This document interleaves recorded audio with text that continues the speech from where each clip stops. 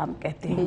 حدیث یہ کہ جو شخص دین کو سیکھنے اور جاننے کی کوشش اس لیے کرے کہ اسلام زندہ رہے، اسلام کو فروغ ہو اور لوگوں کو اس کے مطابق زندگی چلانے کا طریقہ سکھائے، تو اگر اسی حالت میں اس کا انتقال ہو جائے یا وہ فوت ہو جائے تو وہ پیغمبروں کے قیامت کے دن اس قدر قریب ہوگا کہ اس کے پیغمبر کے درمیان ایک درجے کا فرق ہوگا۔ حضرت جبرائیل علیہ السلام آقا دو جہاں صلی اللہ علیہ وآلہ وسلم کی خدمت میں حاضر ہوئے اور کہنے لگے کہ یا رسول اللہ اسلام کیا ہے؟ تو نبی کریم صلی اللہ علیہ وآلہ وسلم نے حضرت جبرائیل علیہ السلام کے سوال کا خوبصورت جواب اس انداز میں دیا آقا دو جہاں صلی اللہ علیہ وسلم نے کہ اسلام یہ ہے کہ خدا واحد و لا شریک ہے، نماز پڑھو، زکوٰۃ ادا کرو، روزہ رکھو اور حج کی ادائیگی کرو۔ دیکھیں کہ سب سے پہلا اسلام کا سب سے پہلا مرکز لا الہ الا اللہ کہ خدا واحد و لا شریک ہے، اس کے علاوہ کوئی عبادت کے لائق نہیں۔ حضرت موسیٰ علیہ السلام اللہ کے بارگاہ میں عرض کیا کہ اے میرے رب مجھے کوئی ایسا عمل بتا، کوئی مجھے ایسا طریقہ بتا کہ میں زیادہ تیرا قرب حاصل کروں، تیرا پسندیدہ بندہ بن جاؤں، ہر وقت ذکر میں محو رہوں۔ تو دربار الہی سے ندا ہے کہ اے موسیٰ لا الہ الا اللہ کہا کرو۔ تو حضرت موسیٰ علیہ السلام نے کہا کہ میرے رب یہ ذکر تو سب کرتے ہیں۔ تو پھر دربار الہی سے ندا ہے کہ موسیٰ اگر ایک پلڑے میں ساتوں آسمان اور ساتوں زمینیں رکھی جائیں اور ایک پلڑے میں لا الہ الا اللہ رکھا جائے تو لا الہ الا اللہ کا وزن زیادہ ہوگا۔ تو دیکھیے ہمیں دین اسلام نے کتنا خوبصورت کلمہ سکھایا کہ جس کے پڑھنے پر بھی ہماری بخشش ہو سکتی ہے۔ نماز قائم کرو، ہمیں 5 وقت کی نماز خشوع و خضوع کے ساتھ ادا کرنا چاہیے، اور انسان کے اعمال میں سب سے پہلا کہ جو پوچھا جائے گا جس کے بارے میں وہ ہماری فرض نماز ہے۔ حضرت ثابت بنانی جب نماز ادا کرتے تھے تو رو رو کر اتنا روتے تھے کہ لوگوں نے کہا کہ حضرت آپ اس قدر روتے ہیں آپ کی آنکھیں ضائع ہو جائیں گی۔ تو انہوں نے کہا کہ اگر میں ان آنکھوں سے اللہ کے ذکر اور اللہ کی یاد میں نہ روں تو ان آنکھوں کا کوئی فائدہ نہیں۔ اور رو رو کر جب صبح ہوتی تھی دعا مانگتے تھے کہ اللہ اگر کسی کو قبر میں نماز پڑھنے کی اجازت ہو تو یہ دولت تو مجھے نصیب فرما۔ جب ان کا وصال ہوا تو ابو سنان کہتے ہیں کہ قسم ہے اس پروردگار کی جس کے قبضے قدرت میں میری جان ہے، میں ان کے جنازے میں شریک ہوا۔ جب ان کو لحد میں لٹایا جا رہا تھا تو لحد کی ایک اینٹ جو تھی وہ گر گئی، تو میں نے دیکھا کہ ثابت بنانی قبر میں نماز پڑھ رہے ہیں۔ سب لوگوں نے دیکھا اور ہم سب خاموش رہے۔ جب صبح ہم ان کے گھر ان کی بیٹی کے پاس گئے اور ہم نے سارا واقعہ سنایا، کہا کہ آپ کے والد کا روزمرہ کا کیا معمول تھا؟ تو ان کی بیٹی نے بتایا کہ 50 سال تک شب بیداری میں گزارے، اور جس دن صبح ہوتی تھی تو دعا کرتے تھے کہ اللہ اگر تو کسی کو نماز میں قبر میں نماز پڑھنے کی جو ہے دولت نصیب فرماتا ہے تو مجھے یہ دولت نصیب فرما۔ تو آپ دیکھیے نماز کے فوائد۔ اسی طرح روزہ ہے کہ ایمان والوں تم پر روزہ فرض کیا گیا جس طرح تم سے اگلے لوگوں پر، تاکہ تم متقی و پرہیزگار بن جاؤ۔ پھر دیکھیے دین اسلام اتنا خوبصورت دین ہے کہ ہمیں اپنی جمع کی ہوئی دولت سے زکوٰۃ ادا کرنے کا حکم دیتا ہے۔ جو لوگ زکوٰۃ ادا نہیں کرتے اپنے جمع کیے ہوئے مال میں، تو قیامت کے دن جو سونا چاندی جمع کریں گے ان کو آگ پر تپایا جائے گا، کہا ان سے ان کے چہروں کو اور جسموں کو داغا جائے گا کہ یہ تمہارا مال ہے جو تم جمع کرتے تھے اور خرچ نہیں کرتے۔ تو دین اسلام اتنا خوبصورت دین ہے کہ ہمیں اس بات کی تعلیم دیتا ہے کہ ہم اپنی زکوٰۃ کو، اپنی جمع کی ہوئی رقم کو یتیموں، بیواؤں، مساکینوں میں خرچ کریں تاکہ ہماری دنیا اور آخرت دونوں سنور جائے۔ اور اسی طرح جو ہے گا کہ ہمیں حج کی ادائیگی کرنا چاہیے، یہ بھی ایک ایک فریضہ ہے گا۔ تو دین اسلام سہرش اتنا خوبصورت دین ہے کہ ہمیں جس نے زندگی گزارنے کے اور زندگی کو حسین بنانے کے خوبصورت طریقے سکھائے۔ ناظرین محترم، آپ نے بہت خوبصورت انداز میں دین اسلام کا تعارف پیش کیا، اور جس طرح سے ہم بات کر رہے ہیں دین اسلام کے حسن کے حوالے سے، اس کی خوبصورتی کے حوالے سے، تو ارکان اسلام کے حوالے سے ہم چاہیں گے ضرور گفتگو ہو، اور اس وقت ہمارے ساتھ موجود ہیں فاطمہ عاصم۔ میں چاہوں گی اس کی اہمیت پر ضرور روشنی ڈالیں۔ بسم اللہ الرحمن الرحیم، صلی اللہ تعالی علی حبیبہ سیدنا و مولانا محمد وعلی آلہ وصحبہ وبارک وسلم۔ کہ دین اسلام ایک بہت ہی جامع دین ہے اور اللہ کریم جل مجدہ کے نزدیک پسندیدہ دین ہے، کہ یہی وجہ ہے کہ یہ آخری دین ہے، اور اللہ رب العالمین جل مجدہ نے اس پر تمام ادیان کو مکمل فرما دیا۔ تو ایک بہت خوبصورت تعارف ارکان اسلام کی صورت میں دین اسلام کا ہو جاتا ہے۔ ارکان اسلام کی اہمیت ہمیں قرآن سے بھی اور احادیث سے بھی واضح ہوتی ہے. بہت مشہور حدیث ہے بنی الاسلام علی خمس، کہ اسلام کی بنیاد 5 چیزوں پر ہے. شہادت ان لا الہ الا اللہ و ان محمد رسول اللہ صلی اللہ علیہ وسلم، اللہ جل مجدہ کی وحدانیت کی، اس کے ایک معبود ہونے کی شہادت دینا، ان محمد رسول اللہ اور محمد رسول اللہ صلی اللہ علیہ وسلم کے محمد صلی اللہ علیہ وسلم اللہ کے آخری نبی و رسول ہیں. یہ اسلام کا پہلا بنیادی رکن ہے کہ جو انسان ادا کر لیتا ہے، اگر وہ غیر مسلم ہوتا ہے، مسلمان نہیں ہوتا، تو وہ دائرہ اسلام میں داخل ہو جاتا ہے. اور اس کا مفہوم بہت واضح اور بہت جامع اور بہت وسعت بھی رکھتا ہے اپنے اندر، کہ اس کے ساتھ ساتھ اس میں تمام ضروریات دین بھی شامل ہے، کہ انسان ان تمام کا بھی اقرار کرتا ہے تو وہ مکمل طور پر دین اسلام میں داخل ہو جاتا ہے. ہم الحمدللہ پیدائشی طور پر مسلمان ہیں، مسلمان گھرانے میں پیدا ہونے کی وجہ سے، لیکن ایسا بھی ہوتا ہے کہ بسا اوقات انسان غیر مسلم ہوتا ہے اور پھر بعد میں وہ اسلام قبول کرتا ہے. تو یہ بنیادی اہم ترین اسلام کا رکن کہ اللہ جل مجدہ کو واحد اور ایک مانا جائے، اور اللہ کے نبی حضرت محمد مصطفیٰ صلی اللہ علیہ وسلم کو آخری نبی تسلیم کیا جائے. پھر اس میں بے شمار چیزیں آ جاتی ہیں جس میں تمام انبیاء کرام علیہ الصلوۃ والسلام پر ایمان ہے، تمام کتب سابقہ جو اللہ کریم جل مجدہ کی جانب سے نازل ہوئی ان تمام پر ایمان ہے. ان تمام کو ضروریات دین بھی کہا جاتا ہے. اسی میں پھر یہ بھی آ جاتا ہے جنت و دوزخ پر ایمان، ملائکہ پر، رسول اعظام پر، اور دیگر تمام جو باتیں اللہ کریم جل مجدہ کا واحد ہونا، پھر اس کے صفات و افعال اور معاملات میں یکتا ہونا، یہ تمام چیزیں. گویا سورہ اخلاص قل هو اللہ احد اللہ الصمد لم یلد ولم یولد ولم یکن لہ کفوا احد، تو یہ بنیادی طور پر بہت جامع بات ہے، لیکن اس کے مفہوم میں بہت زیادہ وسعت ہے. یہ اہم ترین اسلام کا رکن ہے. اس کے علاوہ دوسرا رکن اقام الصلاۃ، نماز کو قائم کرنا. تو نماز کو قائم کرنا اور اس کی اہمیت دین کے نزدیک بہت زیادہ ہے، دین اسلام میں بہت زیادہ ہے. اور پھر قائم کرنا، پڑھنا نہیں کہا گیا بلکہ اس کو قائم کرنا کہا گیا. تو قائم کرنے سے مراد میں بہت مختصر سا اگر یہ عرض کروں کہ قائم کرنے سے مراد یہ ہے کہ ہم نماز کو اس کے ظاہری اور باطنی دونوں آداب کے ساتھ بجا لائیں، خشوع خضوع بھی ہو اس میں، اور دیگر تمام اللہ کریم جل مجدہ کے حضور حاضر ہونے کی جو بھی شرائط ہیں، اس سے پہلے طہارت ہے اور باقی دیگر تمام معاملات ہیں، ان کے ساتھ جب انسان اللہ کریم جل مجدہ کے حضور دن میں 5 ٹائم سر جھکاتا ہے تو وہ گناہوں سے ایسا پاک صاف ہو جاتا ہے. حدیث کا مفہوم بالکل عرض کر رہی ہوں کہ آقا کریم علیہ الصلوۃ والسلام نے فرمایا کہ تمہارے گھر کے صحابہ سے کہ تمہارے گھر کے سامنے ایک نہر ہو اور دن میں کوئی 5 ٹائم اس میں غسل کرے تو وہ اس کے جسم پر کوئی میل کچیل باقی رہ جائے گا.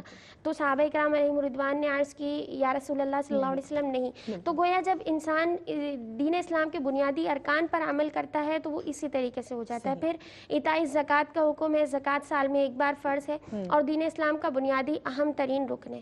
اگر کوئی انکار کرتا ہے تو وہ ایک الگ بات ہے کہ وہ پھر کفر کی حد تک لے جاتا ہے انکار. لیکن اگر کوئی انکار نہیں کرتا لیکن عمل نہیں کرتا، عمل کرنا ایک الگ بات ہے اور انکار کرنا الگ یہ بات ہے. میں مزید اس بات کو مزید ہم آگے لے کے چلیں گے کیونکہ یہاں بات ہو رہی ہے انکار کرنے کی اور عمل نہ کرنے کی، دو چیزیں ہیں ناظرین. یہ دونوں اچھا اس بات کو مزید واضح کریں گے ناظرین، کیونکہ یہاں بات ہو رہی ہے کہ ایک انکار کرنا اور دوسرا یہ کہ اس پہ عمل نہ کرنا. ان دونوں صورتوں کی کیا تفصیلات ہیں، یہ تمام باتیں جاننے کے لیے آپ کو رہنا پڑے گا ہمارے ساتھ. تو رہیے گا ARYQ TV پر، دیکھتے رہیے پروگرام میری پہچان. آپ سے کریں گے ملاقات ایک مختصر سے وقفے کے. پروگرام میری پہچان میں کہتے ہیں آپ کو ایک بار پھر خوش آمدید. آج ہم بات کر رہے ہیں تعارف اسلام کے حوالے سے.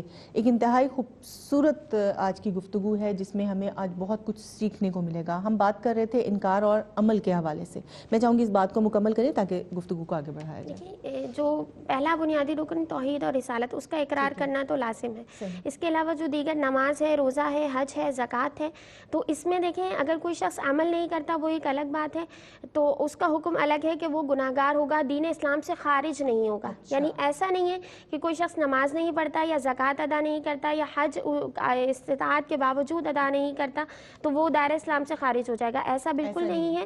بلکہ اگر کوئی شخص ان کی مطلقاً فرضیت کا ہی انکار کرتا ہے تو اس صورت میں حکم کفر ہے. تو ہم مطلب کسی کو ایسے دیکھ کر نماز نہیں پڑھتا تو حکم کفر نہیں لگا سکتے. ٹھیک ہے، عمل نہ کرنا ایک الگ بات ہے، تو اس میں انسان گناہگار ضرور ہوتا ہے. یہاں وہ اقرار کر رہا ہے کہ اللہ ایک ہے، نبی کریم صلی اللہ علیہ وآلہ وسلم آخری رسول ہیں، وہ تمام انبیاء علیہ السلام کو بھی مان رہا ہے، قرآن کو بھی مان رہا ہے سب، لیکن عمل اس کا ان تمام فرائض پر نہیں ہے. ان تمام فرائض پر نہیں ہے، لیکن وہ یہ جانتا ہے کہ یہ حق ہے، سچ ہے، اور یہ مطلب اس کے ذہن میں ہے کہ میں گناہگار ہوں، میں نہیں کر پاتا، یہ میری اپنی سستی ہے. تو اس صورت میں وہ کافر نہیں ہوگا، نعوذ باللہ من ذالک. ایسا نہیں ہے، کیونکہ دین اسلام میں جب انسان کلمہ پڑھ کر داخل ہوتا ہے تو اس کلمے کی حرمت بہت زیادہ ہے. यानी जो कलिमा पढ़ता है अगरचे वो गुनाह कबीरा करता है लेकिन बहरहाल वो मुसलमान है, हम उस पर कुफ्र का फतवा नहीं लगा सकते। तो दीन इस्लाम के जो बुनियादी अरकान है उनमें इस बात को बहुत पेश नज़र रखना चाहिए कि हम इस कलिमे की हुर्मत से डरते हुए हर मुसलमान को मुसलमान ही समझे।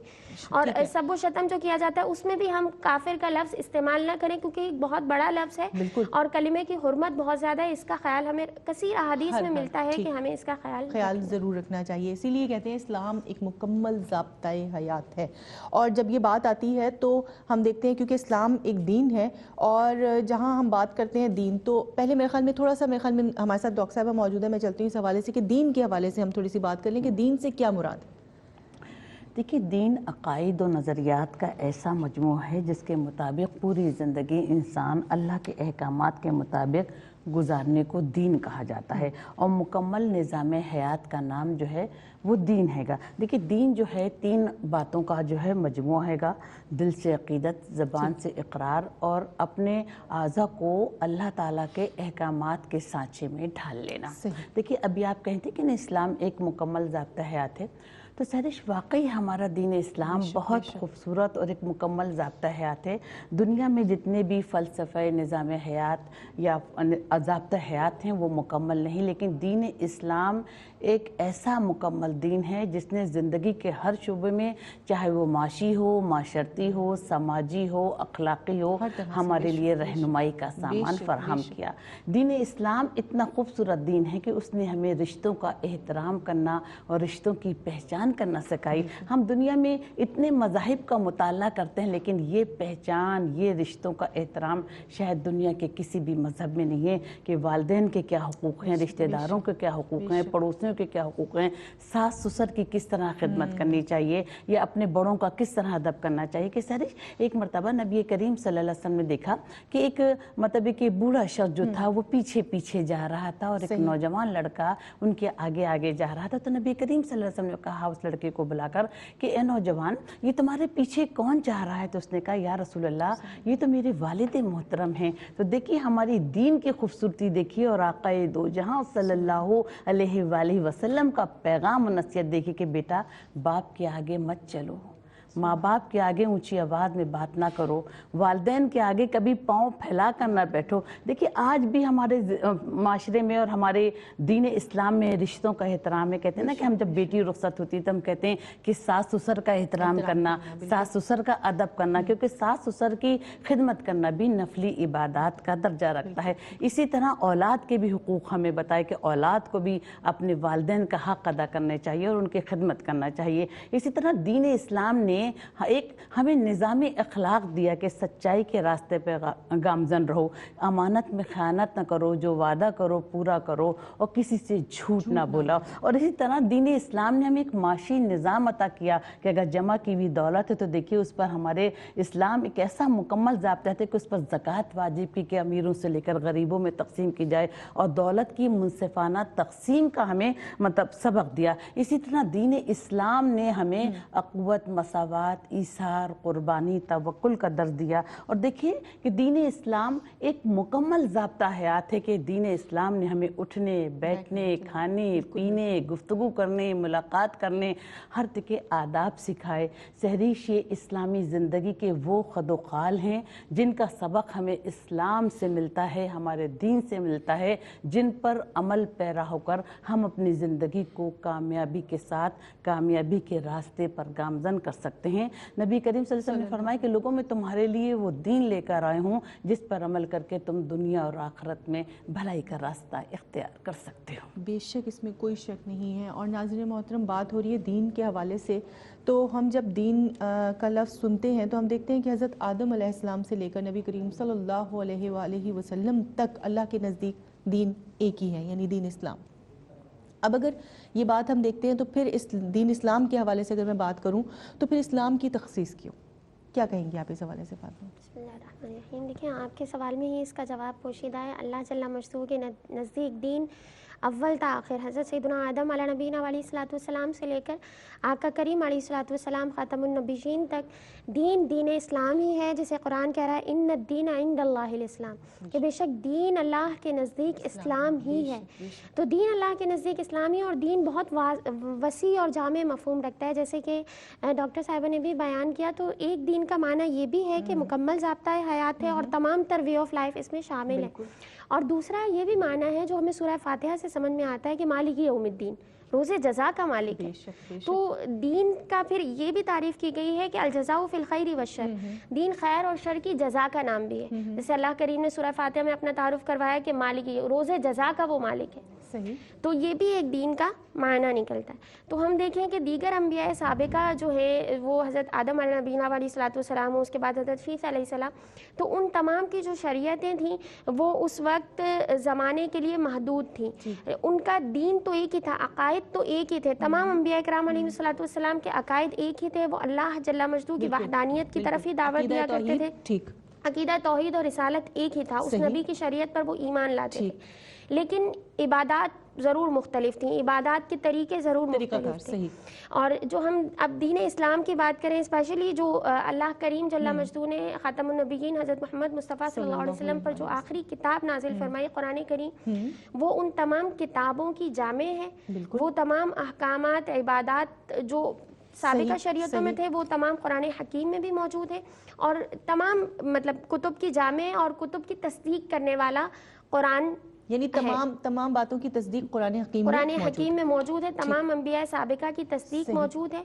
और अल्लाह करीम जल्ला मजदू ने इसे अपनी हिकमत बालिगा के पेश नज़र दीन इस्लाम को आखिरी दीन मुंतखब फरमाया, और इस पर आका करीम अलैहिस्सलाम पर शरीयत को इख्तिताम पजीर कर दिया कि कुरान करीम में भी सूरह मायदा की 3 आयत तय्यबा अल-यौम अकमलतु लकुम दीनकुम, कि आज के दिन मैंने तुम्हारे लिए तुम्हारे दीन को मुकम्मल कर दिया, व अतममतु अलैकुम निअमती, और तुम पर अपनी नेमत तमाम कर दी, व रदीतु लकुमुल इस्लाम दीना, और तुम्हारे लिए इस्लाम को बतौर दीन पसंद किया। तो यही वजह है कि आज के दौर में अगर कोई शख्स साबिका शरीयतों पर ईमान रखता है और दीन इस्लाम को नहीं मानता, इस हवाले से कि वो अल्लाह के नबी हज़रत मोहम्मद मुस्तफ़ा सल्लल्लाहु अलैहि वसल्लम पर ईमान नहीं लाता, उनको आखिरी नबी नहीं मानता, कुरान को आखिरी किताब नहीं मानता, तो वो दीन इस्लाम से खारिज इस बिना पर है कि अब अल्लाह करीम जल्ला मजदू के नज़दीक दीन इस्लाम है, जिसमें ये ज़ाब्ता हयात दे दिया गया कि तमाम ज़रूरियात दीन पर ईमान लाना है, अल्लाह करीम की वहदानियत के साथ साथ दीगर अंबिया कराम अलैहिस्सलाम के साथ साथ आखिरी नबी की शरीयत पर भी मुकम्मल तौर पर ईमान रखना है।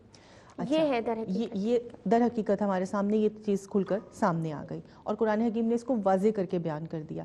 जहाँ हम दीगर अदयान की बात करते हैं तो वहाँ हम देखते हैं कहीं ना कहीं कोई कमी हमें दिखाई देती है। किसी न किसी दीन में भी आप देखो तो हम कहते हैं यहाँ पर ये लैक है, यहाँ पर ये है, यहाँ पर, लेकिन जब हम दीन इस्लाम की तरफ आते हैं तो यहाँ हम देखते हैं कि हर चीज़ मुकम्मल तौर पर मौजूद है, हर चीज़ का हल हमारे पास मौजूद है। चाहे वो हमारा मईशत का निज़ाम है, चाहे वो हमारी सियासत का निज़ाम है, चाहे वो हमारी तर्ज़ ज़िंदगी का कोई भी अमल है, कोई भी, यानी आप पैदाइश से लेकर लहद में उतरने तक अपने एक एक अमल पर गौर करें तो आपको हर चीज़ में दीन इस्लाम की तरफ से तोहफ़तन वो चीज़ मिलेगी। और कोई ऐसा नुक्ता नज़र नहीं है कि जिस पे हाँ हम अपनी कम इल्मी की वजह से, या हम कुरान हकीम का मुताला ना करने की वजह से, या हम उलमाए दीन की सोहबत इख्तियार ना करने की वजह से उनसे ना आशना रह जाते हैं और हम उससे खैर हासिल नहीं कर पाते, तो उसमें कसूर तो हमारा हुआ ना।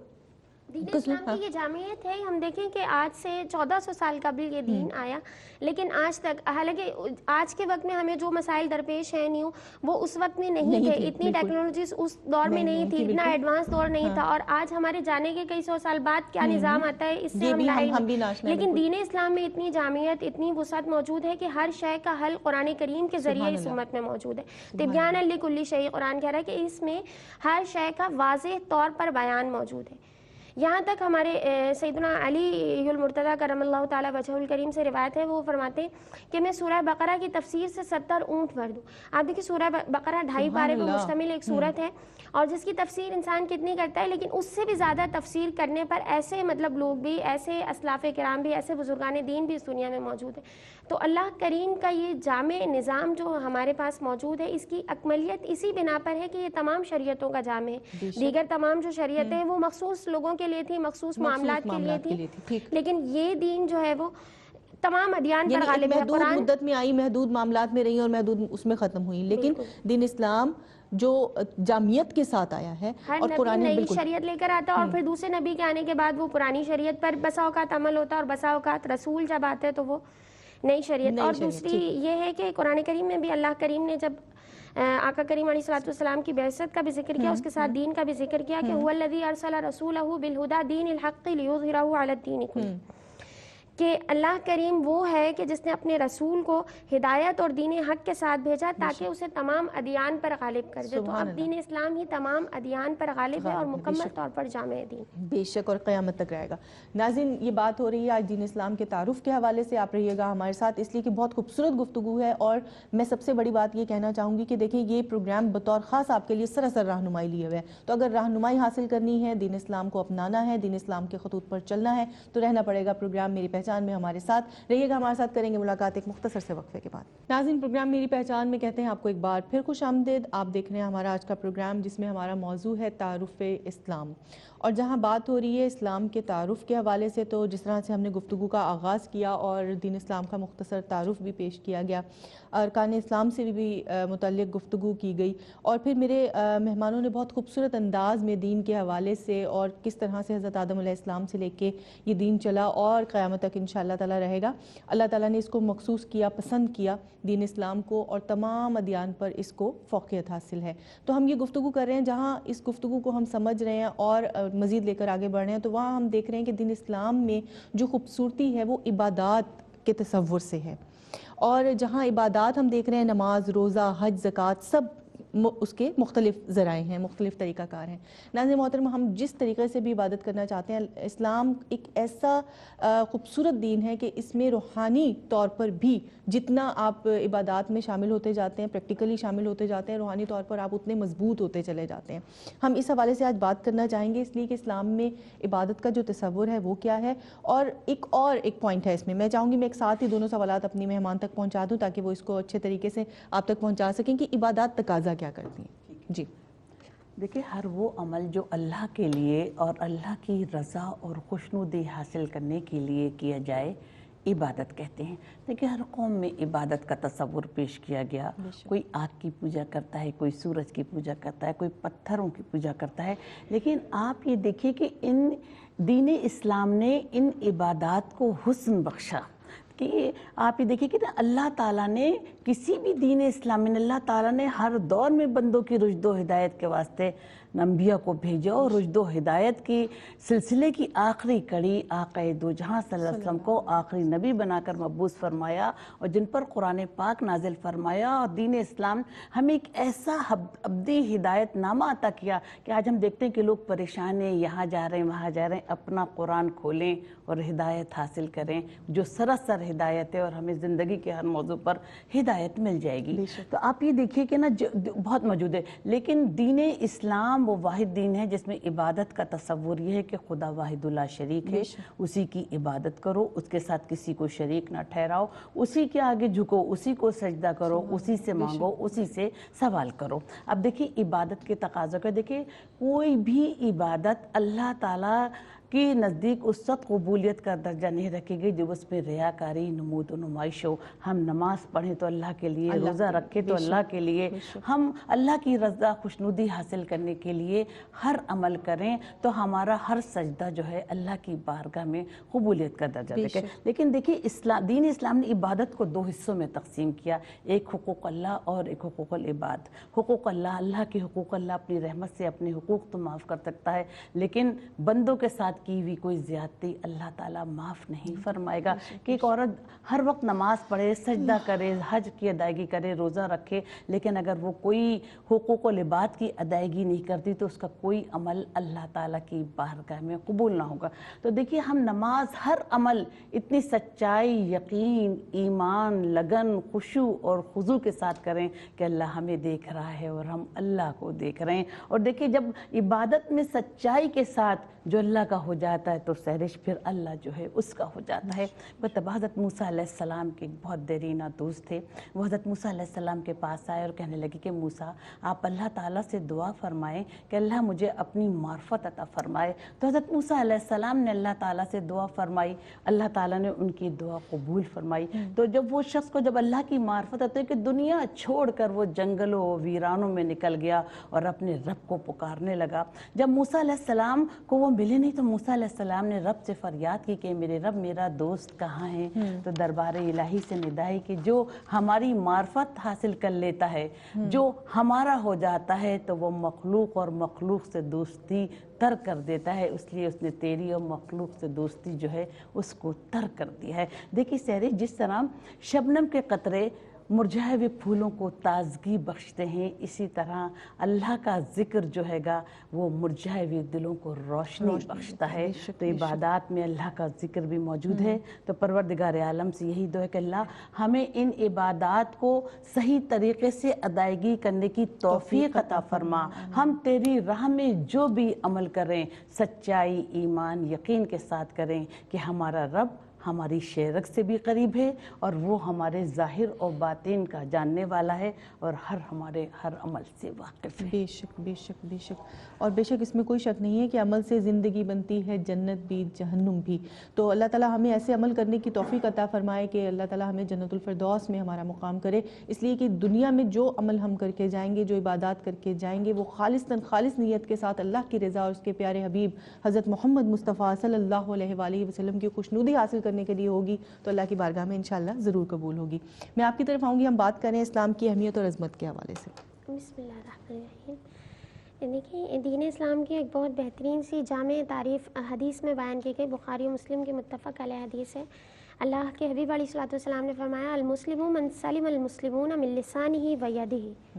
تو یہ قرآن کریم کی اور دین اسلام کی ایک بہت بڑی اہمیت اور جامعیت ہے کہ صرف چند الفاظ میں پورا قاعدہ کلیہ بیان کر دیا جاتا ہے۔ اب کیا فرمایا ہے کہ مسلمان وہ ہے جس کی زبان اور ہاتھ سے دوسرے مسلمان محفوظ رہیں۔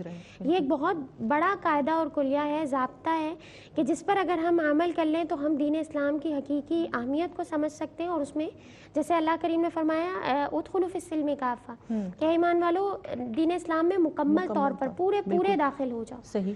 تو یہ پورے داخل ہونے سے مراد یہ ہے کہ ہم اپنے عقائد، اعمال، عبادات، ہر شے، کوئی بھی عمل، ایون یہاں تک کہ بہت چھوٹا سا عمل ہے کہ ہم ایک گلاس پانی اٹھا کر کسی کو دیتے ہیں، اس میں بھی فقط اللہ کی رضا کو پیش نظر رکھیں اگر، تو ہماری دین اور آخرت، دنیا، ہر چیز سنور سکتی ہے۔